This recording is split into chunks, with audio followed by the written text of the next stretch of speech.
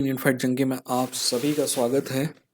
उम्मीद है कि आप सभी अच्छे होंगे और नहीं होंगे तो आप कोशिश कर रहे होंगे कि आप बेहतर हो जाएं।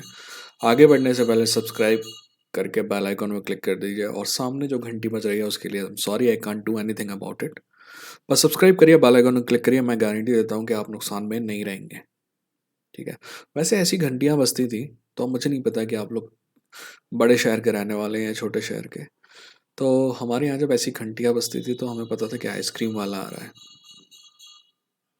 और पता है, आइसक्रीम वाला आइसक्रीम नहीं बोलता था, मलाई बोलता था। मैं बहुत छोटे शहर से आता हूँ।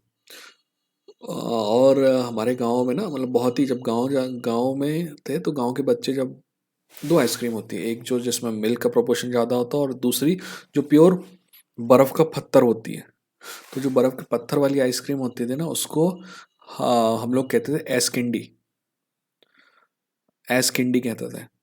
मैं कम से कम 15 साल बाद मतलब ये बात को सुलझाया कि एक्चुअली वो आइस कैंडी थी, इसलिए हम एस कैंडी बोलते थे, क्योंकि हम तो थे गंवार। गंवार होना ठीक है, चूतिया होना नहीं। ठीक है। तो आज बात कर लेते हैं जो न्यूज़ है, लेटेस्ट न्यूज़, उसके बारे में बात कर लेते हैं। यूएफसी में और एमएमए की दुनिया में दूसरी जो न्यूज़ है उसके बारे में। सबसे पहली बात, गिलबर्ट बंस का कहना है कि it doesn't have to be mass विदाल। मतलब मास विदाल याद है आपको क्या हुआ कुछ दिनों पहले? अगर आपने मेरा चैनल देखा हो तो आपको पता होगा, नहीं भी देखा हो तो मैं बता देता हूँ। क्या हुआ कि मास विदाल, ओ सॉरी, आपके गिलबर्ट बंस ने ये बोला कि मासविदाल तैयार हो गया है फाइट के लिए।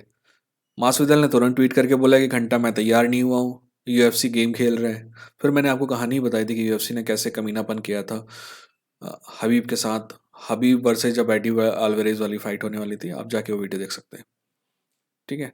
तो ये सब जो लफड़ा हुआ उसके बाद जब फिर से मीडिया गया गिलबर्ट के पास, तो गिलबर्ट ने कहा कि भाई उस्मा, ठीक है ना, मत दो मेरे को होरे मासविदाल, कुछ और दे दो। बिकॉज एक ललक है उस लड़के में चैंपियन बनने की, और उसके लिए वो सामने जो भी रोड रोलर आएगा ना उसके ऊपर से जाएगा। तो बस वो फाइट मांग रहा है। एनीवेज, अगर कोई फाइट उसकी तय होती है तो मैं आपको बताऊंगा।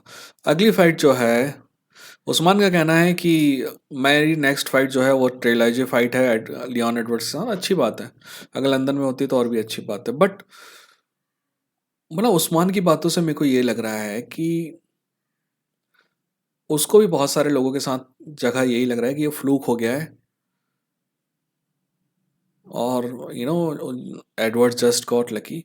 तो वो रिवेंज की भावना से आ रहा है। आज भी उस्मान बेहतर फाइटर है लियोन एडवर्ड से, बट जैसे ही आप इमोशन लाते हो ना गेम में, तो दिक्कत ये होती है कि आप कमज़ोर होते हो। ऑन दी अदर हैंड दोस्त, इमोशन आपको जिताते भी हैं कई बार, है ना। इमोशन कई बार जिताते हैं आपको, पर इमोशन कमजोरी बनाते हैं। तो मैं इस पे मतलब I couldn't reach the end of this argument that whether while you are fighting you should be emotional or not.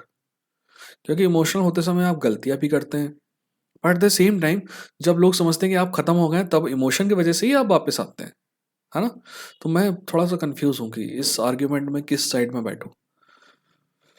एक बात और, देखिए, ये फाइट कंफर्म नहीं है, पर ज़्यादातर चल रही है कि अलेक्जेंडर यूसिक और टाइसन फ्यूरी जो है, उनकी जो नेक्स्ट जो फाइट है वो दिसंबर के आसपास होगी। अगर ये होती है दोस्त तो बहुत मज़ा आएगा। इस फाइट को हम एनालिस करेंगे। और वैसे भी मैं बॉक्सिंग के लिए वीडियो बनाता तो कोई देखता नहीं है, बट बनाऊंगा मैं, क्योंकि मैं इस गेम में इसलिए आया क्योंकि मैं बॉक्सिंग देखता था। और टाइसन फ्यूरी ना सिर्फ इस चैनल के लिए बहुत इंपॉर्टेंट फिगर है, बाकी मेरी पर्सनल लाइफ के लिए भी बहुत इंपॉर्टेंट फिगर है। तो उसकी हर फाइट मैं कवर करूंगा ही करूंगा। वैसे ये फाइट पक्की नहीं है। कुछ लोग तो ये भी बोल रहे हैं कि 17 दिसंबर को हो रही है, कोई बोल रहे हैं कि 28 दिसंबर को हो रही है, कोई 31 दिसंबर तक की बात हो रहा है, कोई बोल रहा है कि सऊदी अरेबिया में हो रही है, कोई बोल रहा है कि नहीं अबू धाबी में होने वाली है, कोई बोल रहा है नहीं लंदन में करने की कोशिश करेंगे, कुछ लोग तो जर्मनी की बात कर रहे हैं।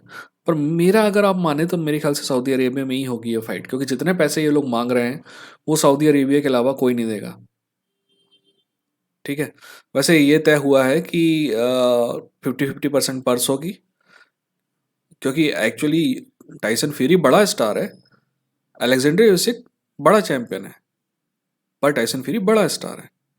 मैंने आपको बताया था कि स्टार अलग होता है और बड़ा एथलीट अलग होता है, ध्यान रखिएगा। अगली फाइट कोबी कविंगटन। हाँ, कोबी कविंगटन के बारे में एक न्यूज़ चल रही है 4-5 दिन से कि कोबी कविंगटन को सीरियस इंजरी हो गई है। तो आज डेना वाइट ने कहा कि वो सीरियस इंजरी, कोई इंजरी विंजरी नहीं है, he is ready to fight, और उसकी फ़ाइट जल्दी अनाउंस की जाएगी। अगर ये अनाउंस होती है तो मैं आपको बताऊंगा। वैसे अजीब सी बात है ना, कोबी कविंगटन को इंजरी हो गई, कौन बोल रहा था? ये बोल रहा था गिलबर्ट बंस। कोबी कविंगटन को इंजरी नहीं हुई है, ये कौन बोल रहा है? ये बोल रहा है डेना वाइट। कोबी कविंगटन कहाँ है? We need to hear from him.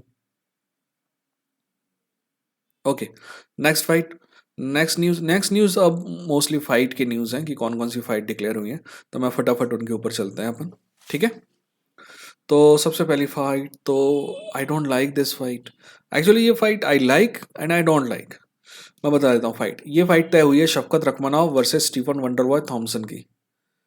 ये इसकी डेट नहीं आई है, बट दोस्त, मैं, अगर आप ये चैनल देख रहे हैं तो मैं 2 साल से बोल रहा हूँ, मैं 2 साल से 3-4 लोगों के लिए बोल रहा हूँ। एक अस्कर अस्कराव है, एक शफकत रखमानोव है, और एक अनकलायव है। मैं इनके बारे में बोल रहा हूँ कि ये अपने अपने डिवीजन के चैंपियन बनेंगे, है ना।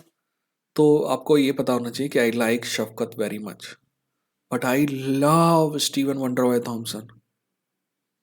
सो आई एम वेरी स्प्लिट।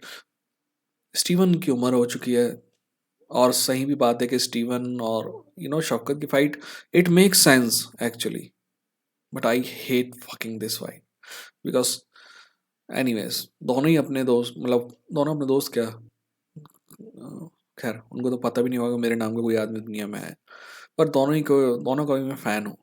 तो I hate seeing this kind of fight. एक और फाइट जो अनाउंस हुई है वही टोनी फर्गसन वर्सेस ली जिनलियांग। मैंने आपको वैसे पहले पिछले एपिसोड में शायद बता दिया था। वैसे ना मैं इस बारे में फिर से बात इसलिए कर रहा हूँ क्योंकि किसी ने क्वेश्चन पूछा था कि भाई आपको क्या लगता है कि टोनी फर्ग्यूसन 155 छोड़ के 170 में जाएगा। तो मैंने उसको कहा था कि मेरे को लगता है कि Tony Ferguson want to win 2-3 fight, और मेरे को लग रहा था कि टोनी फर्ग्यूसन के जीतने के चांसेस 155 में ज़्यादा है। मैंने ऐसा कहा था, बट अब ये तय हो गया कि टोनी फर्ग्यूसन जा रहा है 170 में। ये फाइट इतनी ईजी नहीं होने वाली जितनी लोगों को लग रही है, ठीक है। और टोनी, मैं अभी भी दम है मेरा। चैंडलर वाली फाइट आप फिर से जाके देखो, जब तक टोनी नॉकआउट हुआ ना, उससे पहले के पूरे सीक्वेंस आप देखोगे तो मेरे को लगता है कि Tony was doing very good. Anyways, अगली अगली फाइट है जॉर्जिनियो रोजेनस्ट्राइक वर्सेस क्रिस डॉकिस। दोनों को ही जीत की ज़रूरत है, और मेरा मानना है कि जॉर्जिनियो के पास ना जबड़ा तोड़ पावर है, पर जॉर्जिनियो जैसे लोग हो, चाहे बहुत से लोग हों जिनको सिर्फ स्ट्राइकिंग आती है ना, वो मैं पसंद नहीं करता। क्रिस डॉकिस को मेरे ख्याल से रेसलिंग से आसानी से ही should take Georgino down and do everything that he wants to do.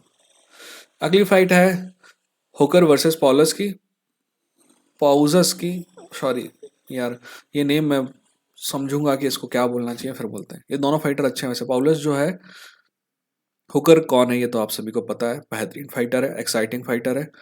Paulus भी अच्छा फाइटर है। आप उम्मीद, मतलब ये मत सोचेगा कि उसके सामने ऐसी इजी फाइट दे दी गई है उसको, इजी फाइट नहीं है। हाँ, कार्ला स्पार्जा और जेंग वेली की फाइट जो है वो भी तय हो गई है। अदेसानिया और परेरा वाला जो कार्ट है उसके अंडर कार्ट में। अजीब सी बात है ना, अब मैं सीक्वेंस बता रहा हूँ, आप बताइएगा कि मैं गलत हूँ कि सही हूँ। आपको याद है, मेरे ख्याल से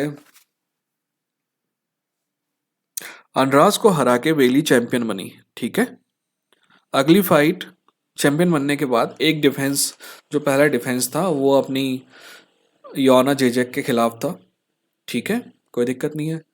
उसके बाद वो नूनेस आपकी रोज नामा यूनिस से हारती है, और हारने के बाद तुरंत उसको रीमैच मिलता है। एक सिर्फ एक डिफेंस वाले को रीमैच मिलता है क्या? एक आध फाइट जीतनी पड़ती है ना, फिर भी रीमैच मिलता है। फिर वो रोज नामा यूनिस से दूसरी से हार जाती है नॉकआउट, सॉरी मैं कहाँ फंस गया था। आपके जेचेक को हराने के बाद रोज नामी यूनिस से फाइट करती है, हारती है, उसको तुरंत रीमैच मिलता है। रीमैच में वो फिर हारती है। एक्चुअली वाली फाइट मेरे को बहुत क्लोज लगती है दोस्त, मैं उसमें ना, हो सकता है कि वेली का पक्ष लूँ। मेरे को क्लोज लगती है, और मेरे को लगता है कि वेली का वेली के आर्गुमेंट ज़्यादा अच्छे थे उस फाइट को जीतने वाले में, रोज नामे यूनिस के मुकाबले। एनीवेज, हो सकता है कि आप में से ज़्यादा लोग मेरे से सहमत ना हो, पर कोई दिक्कत नहीं है। तो वेली उसको हारती है, फिर वापस से वो जेचक को दूसरी बार हराती है और फिर उसको चैंपियनशिप फाइट मिलती है। यानी कि ये लड़की पिछली 3 फाइट में 2 फाइट हार चुकी है और फिर चैंपियनशिप के लिए फाइट कर रही है। पिछली 3 फाइट में क्या, हाँ, पिछली 3 फाइट में से 2 फाइट हार चुकी है और फिर भी चैंपियनशिप के लिए फाइट कर रही है। आपको पता है क्यों? क्योंकि यूएफसी को चाइना का बिजनेस चाहिए।